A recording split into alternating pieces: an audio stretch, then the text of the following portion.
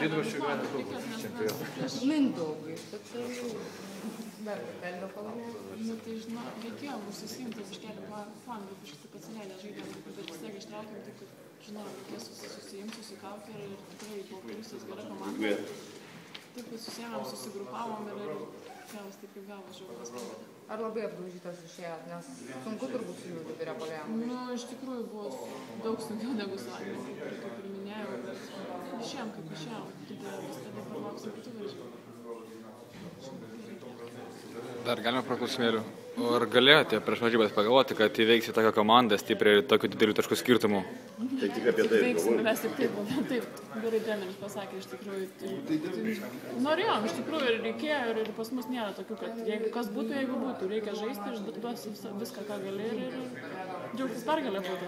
O kas nutiko trečio kėlinio pabaigoje, kuomet išsvaistėt persvarą 12 taškų ir liko tik 4 taškai, kas ten nutiko? Biški, laiminėjom, biški galvom atsileisim. Jos irgi nepiešės, kaip sakoma, irgi biški užmėtė mumis, bet ką, atsilaikėm. Dabar po truputį tas Lietuvos rinktinės traukinys įsibėgėja, ar Čekijos pajėgs sustabdyti jūs? Ne, nu tai nenoriu nieko pranašauti, bet iš tikrųjų bus varžybos rimtos ir geros, nes Čekijos yra irgi stipri komanda, taip pat reikės irgi bus ką veikti, kaip sakoma.